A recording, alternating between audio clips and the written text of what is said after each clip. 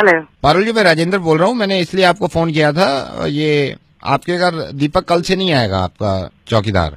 कौन बोल रहे हैं? मैं राजेंद्र बोल रहा हूँ। मैंने उससे कहा है कि मैं मैडम से बात कर लेता हूँ, पारुल मैडम से। अभी तो मैं ऊपर आई और वो मुझे नीचे मिला, उसने तो कुछ नहीं कहा मुझसे। वो आपसे नहीं बोलेगा ना, थोड़ा सा शर्म में नहीं बोलेगा। ऐसे कैसे आप मुझे फोन कर रहे हैं और बोल रहे हैं वो कल से नहीं आएगा? वो कहीं जा रहा है तो आप अपना अरेंज कर लो ना। तो वो कौन होते हैं मना करने वाले? वो कुछ नहीं होता, हमारी एजेंसी ने लगाया था ना आपका चौकीदार, तो इसलिए मैंने आपको बताया। तो आपकी एजेंसी ने लगाया है तो फिर उससे जाने से पहले एक गार्ड छोड़ के जाइए यहाँ पर। मैडम, ये हमारी जिम्मेदारी नहीं है। बिल्कुल आपकी जिम्मेदारी है। कल क्यों नहीं आए? कल से क्यों नहीं आएगा वो? कल से उसकी मर्जी है ना। उसकी मर्जी कैसे हो सकती है भैया? आपको परेशानी क्या है? आपको परेशानी क्या है? आपको परेशानी क्या है? परेशानी क्यों नहीं है? कल को घर में चोरी हो जाए, लूटपाट हो जाए, कुछ भी आ जाए, आप जिम्मेदार होंगे उसके? हमारे घर में छोटे छोटे बच्चे हैं, कल को कुछ मारपाट कुछ हो जाए तो कौन जिम्मेदारी लेगा उसकी? सेफ्टी नाम की चीज होती है, इससे तो रखा है हमने गार्ड यहाँ पर। नहीं तो आपको परेशानी हो रही है अगर वो जा रहा है तो? बिल्कुल परेशानी होगी, क्यों नहीं होगी? आपकी नजर में इस चौकीदार की कदर है, ये कह रहे हो आप क्या कह रहे हो भैया? पागल हो गए हो क्या? मैं ये कह रहा हूँ हाँ? इसकी कदर है तो उसकी कदर क्यों नहीं होती आपकी नजर में, जो वहाँ पे खड़ा है चौकीदार? किसकी भैया? ऐसे नहीं समझोगे आप घर को थोड़ा अपना बड़ा करो। पागल हो गए? तो पी के फोन कर रहे हैं क्या? नहीं, घर तो बड़ा करो ना, फिर आपके समझ में आएगा। कितना बड़ा? क्या कह रहा है तू? इतना बड़ा करो जितना आपका ये शहर है ना। नहीं, आप अपने घर को इतना बड़ा कर लो जितना हमारा ये मुल्क है ना, हिंदुस्तान, हमारी कंट्री, इतना बड़ा कर लो। फिर आपको समझ में आएगा पारुल मैडम के उस घर के बाहर एक चौकीदार खड़ा हुआ है।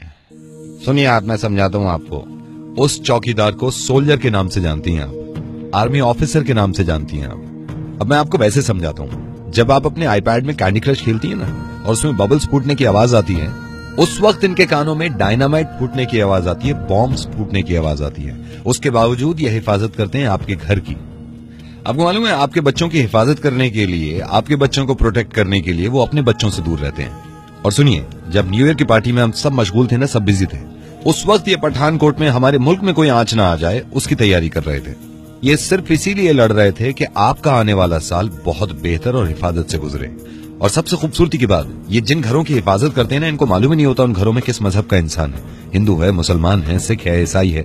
बस इनको ये होता है कि ये मुल्क हमारा घर है और इसकी हिफाजत करनी है। और मैं सिर्फ अपने मुल्क की बात नहीं कर रहा, मैं हर मुल्क के आर्मी ऑफिसर की बात कर रहा हूँ जो अपने मुल्क की हिफाजत करता है। उसको सैल्यूट है यार, वो जान लगा देते हैं अपने मुल्क को संवारने में।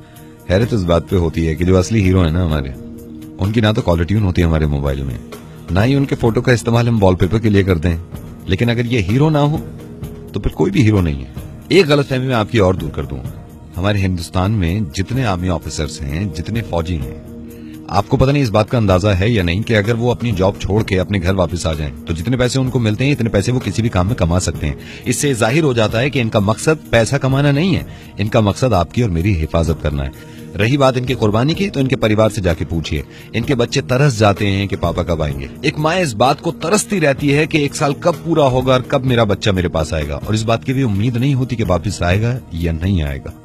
जब हमारी इंडियन क्रिकेट टीम जीतती है तो हम पार्टी करते हैं, पटाखे जलाते हैं, जोश में आ जाते हैं, करना चाहिए। लेकिन किसी भी बॉर्डर पे अगर इन लोगों की जीत होती है ना, तो हमें पता भी नहीं चलता और हम ध्यान भी नहीं देते। अगर इनकी जीत नहीं हुई ना, तो फिर हिंदुस्तान में कुछ नहीं होगा। पठानकोट में जो हमारे आर्मी ऑफिसर शहीद हुए ना, उनके परिवार से जाके पूछिएगा।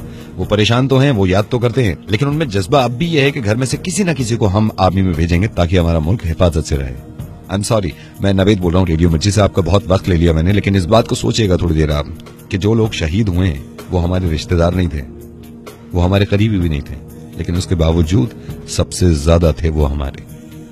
आपसे बात मैं इसलिए कर रहा हूं कि मुझे हैरत हुई थी, किसी ने मुझे भेजा था आपका फेसबुक अपडेट जिसमें आपने आर्मी ऑफिसर्स के बारे में कुछ लिखा था, जिसे पढ़ के मुझे हैरत हुई थी और मुझे लगा कि आपको समझाना चाहिए। मेरी इंटेंशन ऐसी नहीं थी। आई नो, लेकिन मैं आपको एहसास दिलाना चाह रहा था कि ये बहुत कुछ करते हैं हमारे लिए। मैं अब कभी ऐसी बात नहीं करूंगी। Thank you so much Parul, thank you so much.